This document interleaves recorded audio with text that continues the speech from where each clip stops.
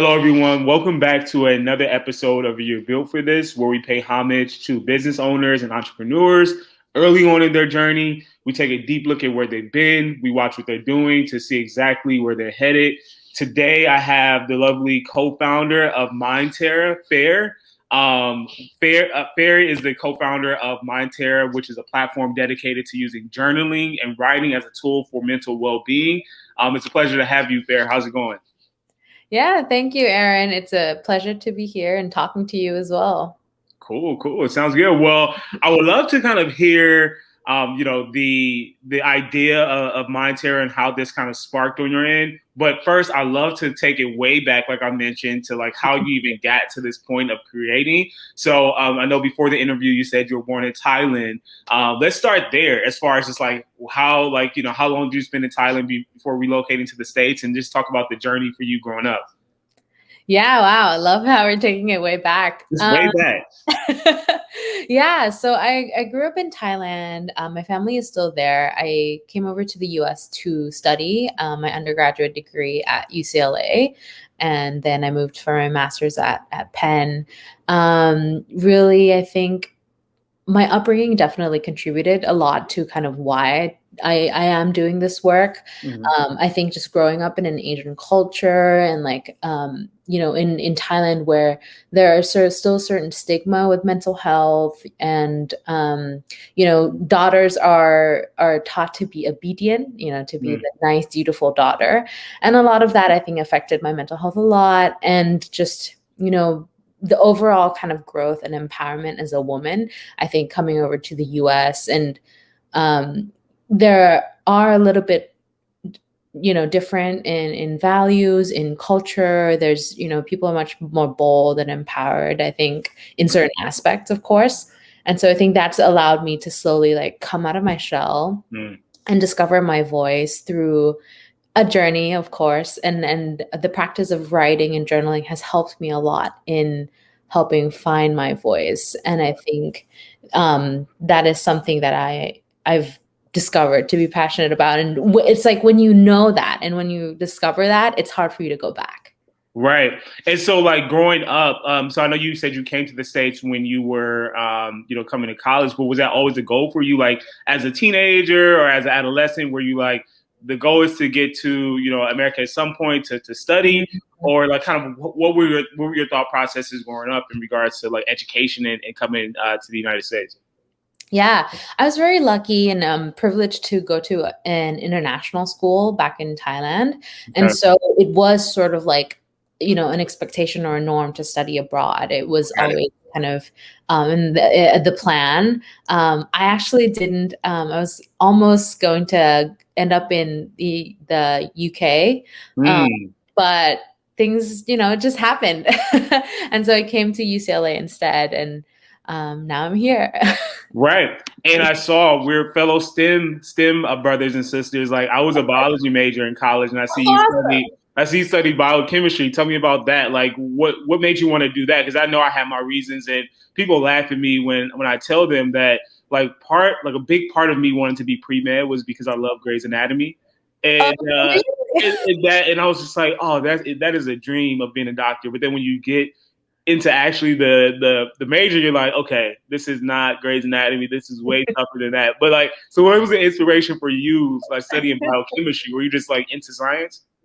I wish I had as cool of an answer as you do that you watch Grey's Anatomy. I only got into Grey's Anatomy afterwards, Mm-hmm. only when I was already studying. But yeah, you know what? I actually hear a lot of common like answers to people when they like I think a lot of people decide to pursue STEM, especially like biology or Yeah. biochemistry because they're pre-med. And I think it for me, kind of in a similar vein, I think I knew I wanted to help people. Like that was Mm. always like something that I was anchored to. But in which way, shape, or form, I didn't quite know. And I think, when you were younger, there's just a lot of stereotypes, and there are just certain few careers that for a fact that it's stable, it's Yeah. good, and Yeah. people will be proud of you if you do that, and it's a good career. And I think that's also was just like picking what I thought I was good at, and then thinking that okay, I can help people in this field, so I'm just going to choose this. I have to say I wasn't super passionate about biochemistry though. And it just seemed like the right thing to do at that time. Right. And Yeah. then getting your master's at UPenn is like crazy in anything that has engineering in the title. So like what made you want to take that extra step Mhm. in getting your master's at like probably one of the toughest colleges in the United States? Oh, I was motivated to kind of go deeper into engineering just because I wanted to have from biochemistry. I think it was very like research based. Hmm. It was a lot of um, like being in the science, being in labs, and I wanted to kind of take that next step of what can I do outside of that research Right. lab. And so I think engineering is the kind of great mix of what can be applied outside, Right. what new technology can we invent and take forward and apply. And I think what really helped me with also Mind Terra was at Penn. I was really exposed to kind of the entrepreneurship scene and the Right. startups field, because I think Penn has a reputation for creating businesses, and because Wharton's such a huge business school as Yeah. well. Um, it was exciting to be in that field, and I think being exposed to that, I kind of wanted to be a part of it. Right, amazing. And then transitioning in down to the working world, right? Like we're gonna get to my tour, but I want to set the stage up for everyone, just like kind of your background and stuff, just so they understand. So now, what was like your goal to get into like after graduation? Like, what was your first job? Like, what was the goals? I know, like for me, like I had to figure it out. You probably Mhm. did internships being at a school like Wharton or UPenn.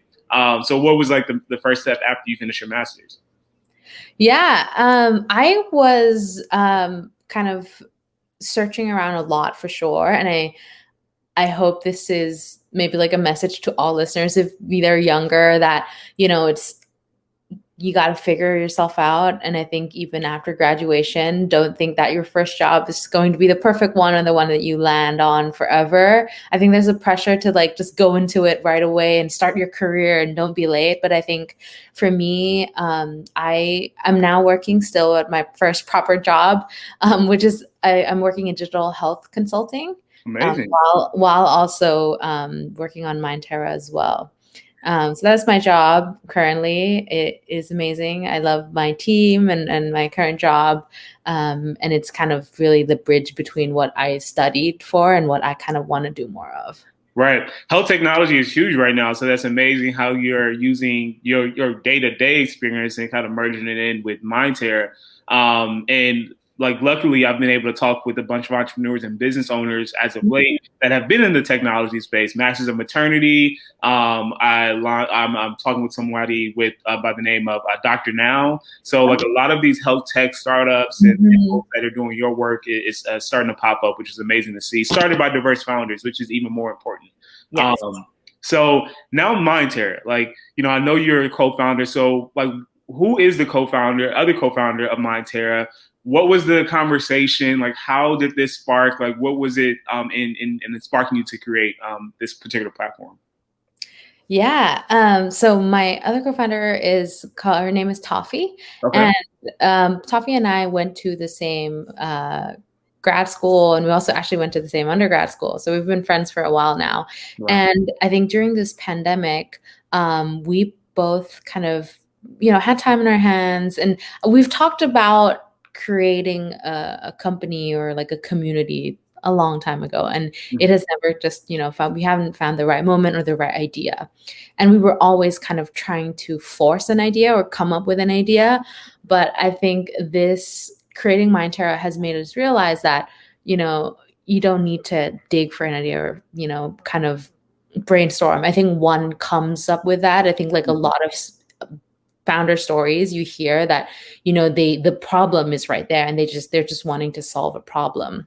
Right. So for us, during when the pandemic started, we realized, right, that people were pretty lonely. They were quarantined, and I think mental health for people at that time was at a low because they can't see their friends or family. Every gathering is virtual, and so we started hosting these writing workshops. And actually, that was for the intention of for people to write articles and pieces, just a creative outlet. But then we realized there was this power in kind of coming together and journaling. And, we saw people coming up with smiles in their face, Mm. feeling a lot relieved and better. And so there was that aspect of community as well. And so we were like, okay, wait, this is crazy, but why don't we create this startup, this community, for people to come journal and write together for their mental well-being? And with that idea, we also did more research, and we realized that expressive writing is actually such a huge paradigm in therapy and in mental health, that there have been a lot of studies that shown that writing and journaling can help. And so it was just an extra, like, cherry on top. Yeah, and amazing. I noticed something that you said there when you first started answering that question. You said we always wanted to start a company or community. Now, I want to like unpack that a bit as far as like the relationship between creating a company and then creating a community. Like, Mhm. is creating a company the same as creating a community, or is creating the community the company? If that makes sense, because like I think people forget that when creating a company to actually like think about the community aspect of it as well. I love that so much, Aaron. Thank you for pointing that out, because that just slips out of my mouth and I don't even realize Mhm. that. But it is why I kind of say company and then also say community at the same time, is because I think a lot of the times now when people think of startups, um, we have this fancy image of like a Silicon Valley startup that's all about tech and all Mhm. about all this fancy technology. But I think for us, we really want to come back to the core, right? And I always believed in doing business for good. Mhm. So some people call that social entrepreneurship. And some people call it capitalism for good. Mhm. But I think, just coming back to the core, I think sometimes now with all the things that are happening digitally and all the new apps and technology, people lose touch of that. And I think just coming out of that product and service a little bit, I wanted to make sure that what we're creating, Mhm. is not just a normal startup, a normal company, but we're a very like community driven startup. We want to focus on the people that are using our service, which is basically the live guided writing sessions that we provide right now. And we want to make sure that, we're doing this not for profit, not for like, the goal is never the profit, the goal is never all of those things, but it's really how can we improve the mental health of our community. Right. And so we want to ensure that, that's our bottom line. That's our focus. And so that's why I always say company or community, that's kind of hand in hand. I wish that people, when they think of company, they automatically think that there's a community in that company. Right. But because it's not clear, I feel like I always kind of use those two together. Right. And really thinking about it, there's a community in every single company, no matter how big of the like tech giant it is. Amazon has this community. Like we're all Prime users. It's literally a community of people that kind of associate with one another based off their utilization of Prime, right? So Mhm. like there's a community within every company. Now whether the CEO or founders discover it or not, that's another story. But I agree with your point for sure. Mhm. So Mind Terra, like what sparked the name? Like I'm curious to know, like, what was the brainstorming session like, or a Wharton NBA style conversation that happened when you were creating the name to it? Yeah, it was definitely not as sexy as you might imagine, but Yeah. we were just our team gathered together and we were like, okay, what are we about? We have our mission, we have our vision, our values, and we just threw a bunch of names. And I think the funny part of that was someone in that meeting was assigned to Google the names and see if if it's already taken, if Mhm. it's appropriate, and all those things. And so I think we had a lot of fun brainstorming the name, and I think we're pretty happy with what we landed. I think the whole kind of image that we want to provide and the name, what we really want to communicate is that um, this is a space that is for you to come rest, for your mind to come and rest and heal and have a safe space to just be. And so Terra means land. And Mm. so it's almost like Mind Terra is a land, a space, a community for your mind to Mm. come and practice healing, self-care, and just to just be and to be able to be in whichever way you want to show up. Amazing. I love that. I love that. So As far as just like taking it back, just reminding everyone what Mind Terra is. So it's a platform dedicated to using journaling and writing as a tool for mental well-being. So like, I know you mentioned that you all were doing your research and really understanding the effects of journaling and how it, kind of affects the mental health in the brain and the mind and the body. I was looking at your post, and one form of journaling that you mentioned was stream of conscious journaling, and how Mhm. that's so helpful to the mental state and whatnot. Could you touch on like the effects of journaling and the body, and then also stream of conscious journaling and how that is important as well? Yeah. Expressive writing has been around for, I think, over 30 years now, Mm-hmm. and it has definitely been put forth by Dr. James Pennebaker. Mm-hmm. There's actually a lot of studies and experiments that show that there's effectiveness in improving people's both mental and physical health. And I think the reason, kind of the hypothesis there, is that, when you put your thoughts into words on paper, or, even if you type it out, it gives some physical form to your thought. And so you have a better handle of your problems, and, you're able to kind of think through, process that a little bit better emotionally. And so also, kind of by disclosing that, there's less inhibition. It's like keeping secrets isn't healthy for your physical body. And so by writing it down, even if you're not telling the world about it, that's some form of disclosure. And so it kind of reduces that inhibition, and it has Mm-hmm. shown that it's helped with healing, like actual healing of the wounds, which is crazy to think about. Um, but yeah, that has both mental and physical benefits.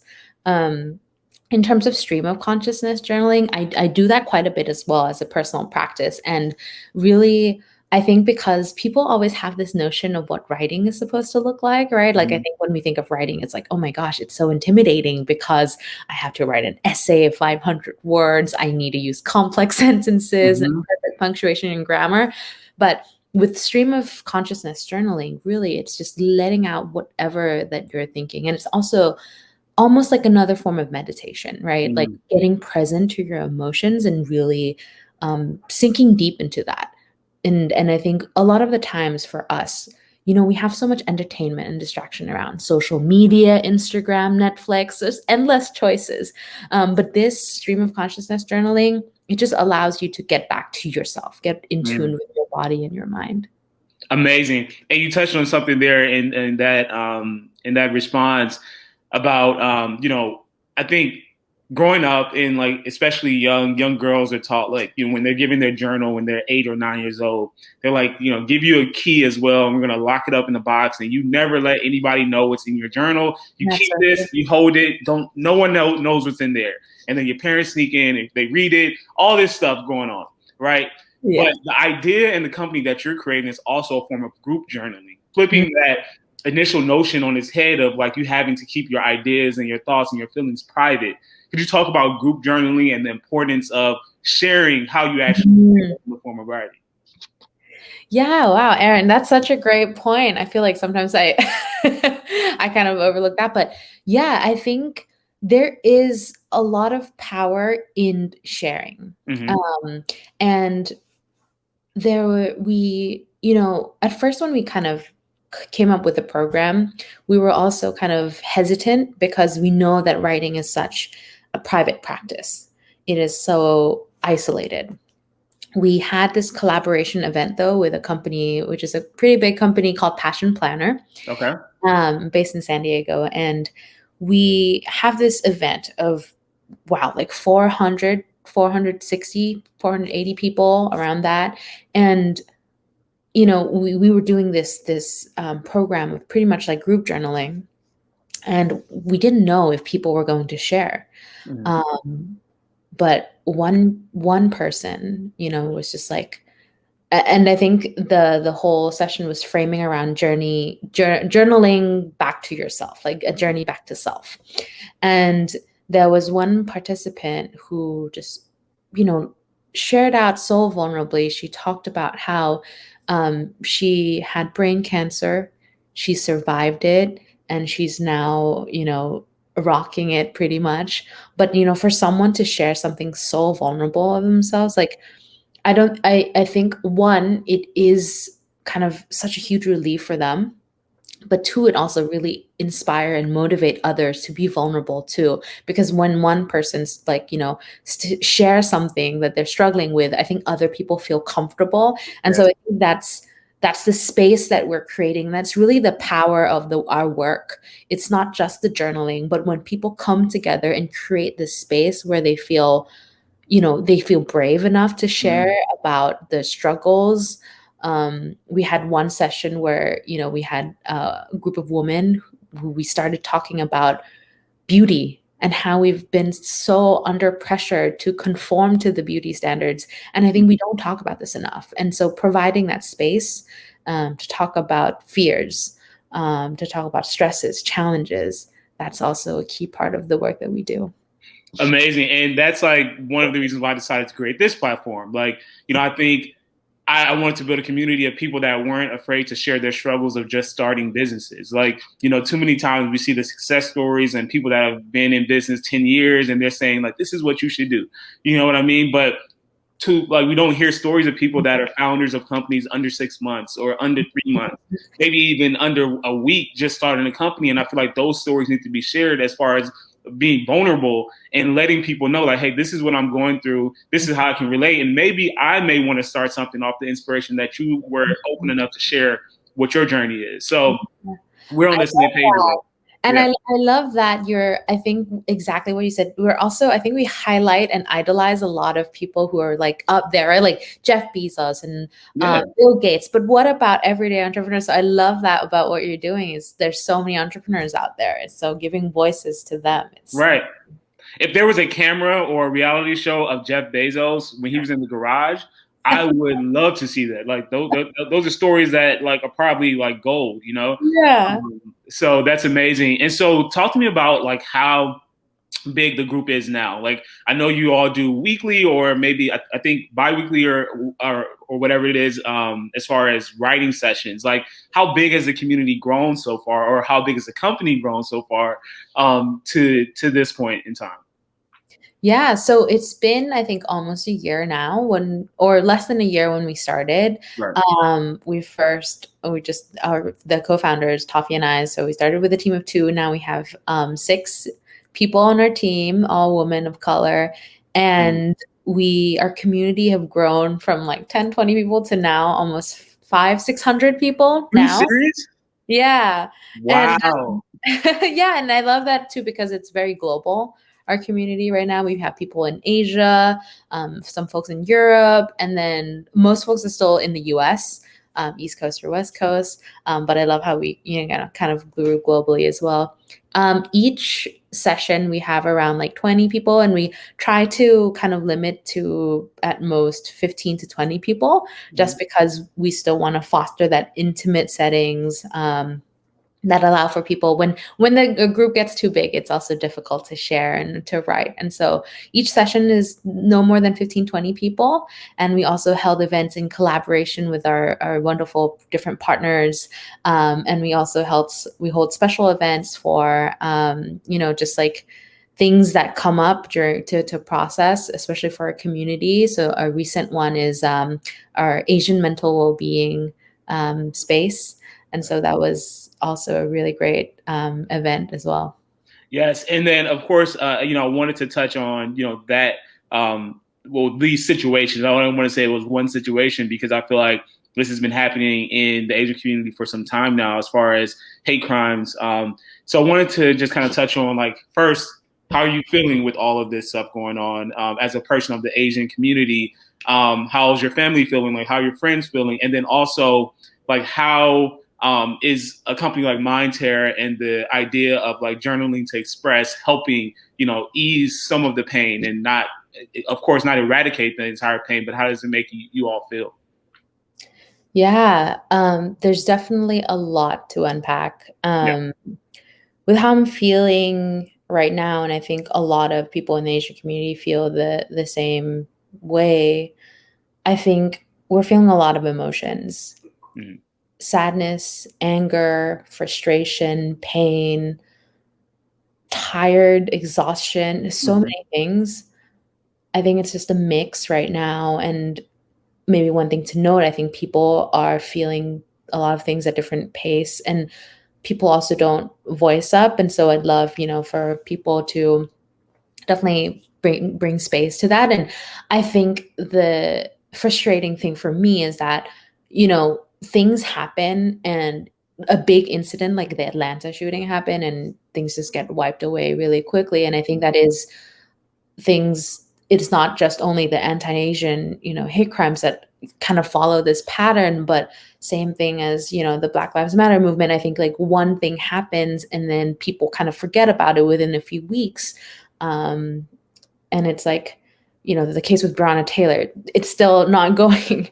It still feels like things are being stalled. And so I think there's so many things happening, and we're feeling that same way of these things are happening, but what's the action? Right. And I think a lot of people are still processing emotions before they can even bring themselves to act. And so I think what we're doing as an organization for Mind Terra is being that bridge, first giving space to heal, to process, because like you said, this isn't something that just happened overnight or just recently. This has been happening for a long time now, but it's just rising up to the surface. And so we want to provide that space for people to come and say, hey, it's okay for you to feel this way. It's okay to feel all of these emotions. You don't have to, feel like you need to get up tomorrow and go work right away. Like it's so hard, and we demand so much of our people to do that mentally.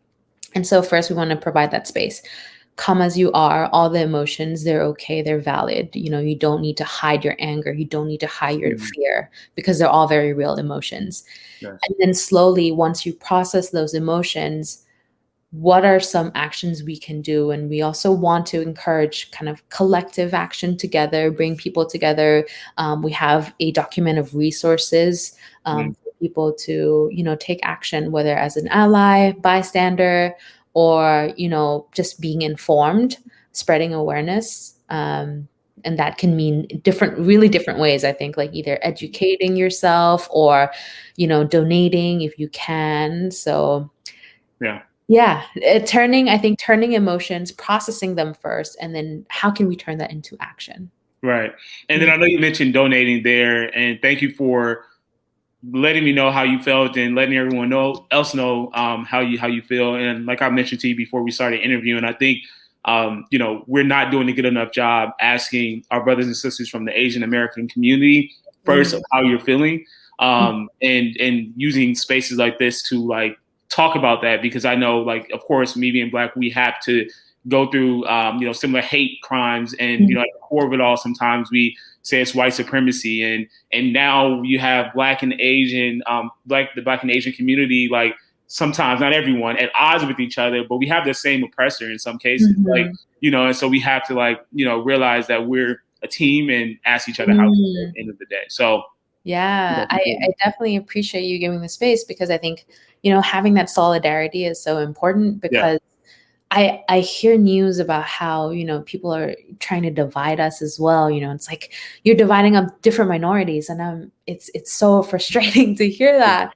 And when people talk about that, it is saddening, because, I think in this time we need to stand together even stronger. Right. And raise our voices together and not, put each other down. Right. Amazing. And then another question that I had is in regards to like therapy, right? And what you do is a form of written therapy, I would like to call it. So it's writing therapy. Do you think writing therapy is just as important as going to a regular therapist? Like, I know you had a interview on your Instagram page with an actual, licensed therapist. What do you think the balance should be? Like, do you think people should still, seek out help from, actual therapists and then mix that in with a bit of writing? Or do you think one is more important than the other? Such a great question, Aaron. I think this is definitely, so I would say, first off, our kind of work does not replace therapy, definitely. What we're trying to do is providing kind of not an alternative per se, but therapy can be so difficult to get, especially the kind of traditional talk therapy that we think of. It can be difficult. People need to get, find in-network providers and insurance. And, even for me, trying to get a therapist is so difficult to access, even with insurance. And I need to make schedule months in advance. And so what we're trying to give space to is another space for people to reflect on their emotions, to process them. And that by no means, mean that, if you're diagnosed or you think you might be diagnosed with depression or anxiety, definitely have to seek out professional help. Definitely seek out licensed therapists, make appointment, really take care of your mental health if you're feeling that way. There are questionnaires out there that you can try and take to kind of evaluate where you're at. I think for us, we're more like of a prevention, right? Like how you exercise before you might have, diabetes, hypertension, all those things. We're kind of wanting to be that preventative spot of, if you exercise every day, right? If you exercise your mental well-being, you take care of it. I think a lot of people think of it as, I'm in crisis mode, now I need to go to therapy. But that's not really the right approach. Your mental health, it's like your physical health. We need to maintain it. We need to exercise it. It's a muscle as well. And so what we want to do is, if we equip people with writing, the skills to kind of write for yourself, almost like writing therapy, if you can do that daily, you can kind of practice, right? You can get stronger emotionally and be more resilient. And so that's kind of what we want to help equip with. But that by no means that people should not still seek out, therapy. I'm a huge advocate for that. I think it's not only for people who are diagnosed with mental health illnesses or conditions, but it's for everyone. Everyone can benefit from it. Amazing. Thank you for that answer. And then the next question I have is like the next level of Mind Terra, right? So right now it's like you built a community of 500 or 600 individuals. And I know you're close to the tech side and you understand, how to innovate on that side of things. So is the plan, so I know you all are a community and a company, right? But like, what's the next level? Is it to implement more technology within the company? Because right now it seems more organic in the sense of like meeting on a regular basis, having the writing therapy, but is it the next level just like, implementing an app or like, taking like the technology of it to a whole new level? Like what's like the 1-year plan on that? I'll be really frank with you, Aaron, and because I love that, you're, pretty much your show is pretty much opening up for this, is that I am not sure. I am not certain at all where this is going to be in 1 year, because looking back 1 year ago, I had no clue this was going to become this. Of course, there is a vision and a mission that we're anchored to, is that we want a world where everyone feels included, feels heard, feels empowered. And that means taking care of their mental well-being. That is our ultimate goal, is that, we want everyone to be mentally well. By how we want to scale this, I think in terms of the business side, we have pivoted so much and we're still testing different things.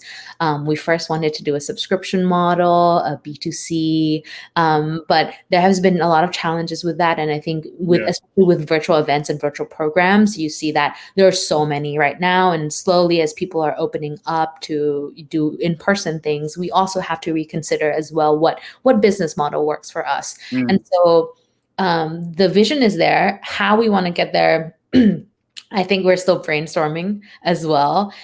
We would love to ultimately really have communities all over the world, globally, like kind of local hubs. We want to scale our programs. If having an app makes sense, that would be an app.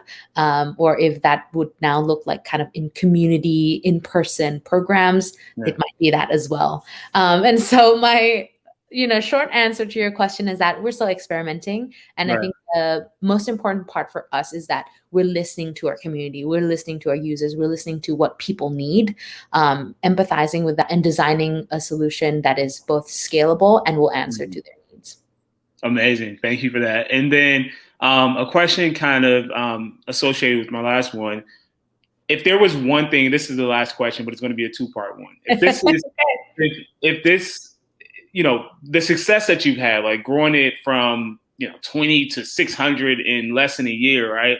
Like, what do you think is one thing that you and your co-founder can attribute to the success that is achieved so far? If you could identify one specific Ooh. Wow. If there's one specific, I think I don't want to speak for my co-founder Toffee, but I think what our secret sauce would be empathy. I think thing. empathy, and for the people who we've worked with, our team, I think we treat them with respect, with empathy, and for the community as well. We I think not it's not only empathy, but making them feel valued and heard, and making them feel special, because we really really do believe that, everyone has their own, unique special sauce, right? Like Mm-hmm. everyone is special, and because we treat people not only in our community but our team, we treat them that way, and we know that everyone has something special.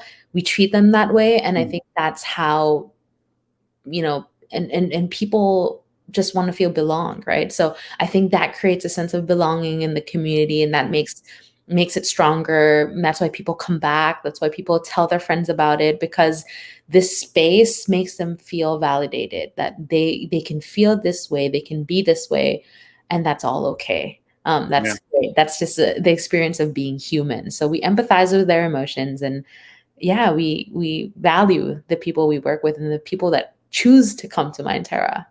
Amazing. I love it. Everyone has a superpower, and it's great to see that y'all's is empathy. So that's great to hear. Now, the second part to that question is, like, I know, the idea and like how you're going to scale is still being developed at this point, but I'm pretty sure you want to get to 25,000 members and 30,000. Like, you want to be global. For sure. So what is one thing that you think you need to improve on in order to get to that point? Mm, that's such a great question. I think what we need to work on, um, there's a few things. Mm-hmm. I think the biggest barrier would be, how can we get people to care and prioritize their mental well-being? I think that is it's not only a stigma, Mm-hmm. but it's difficult to get people to say, you know, you prioritize your mental health the same way you prioritize your physical health.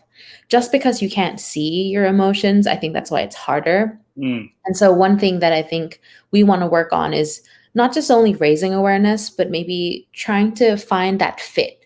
Like, where can we fit in, and how can we create that, that maybe not the solution, but how can we create that practice for people that will fit in their schedules as well? How can we, make it integrate into their lifestyle easily? And so, like, is there, in an ideal world, for me, instead of going on Instagram and feeling anxious afterwards, they would go on Mind Terra and then feel awesome after.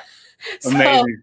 my question is, yeah, maybe that's what we have to work on. How can we make it fit into the people's, wants and needs right now? And how can we make them also see that value and prioritize their mental well-being too? Amazing. I love it. I love how you relate, because it is health. I love how you relate that mental health aspect to kind of more so like a silent killer to like how people think of heart disease and stroke, and the little things that we do can like eventually blow up one day and we never notice it. So I love how you make that parallel. Is there any last thoughts that you want to leave the listeners with? Anybody that's building a company now, any potential Mind Terra, participants? If there's like a couple things that you want to leave the listeners with, this is your moment. No pressure at all, right?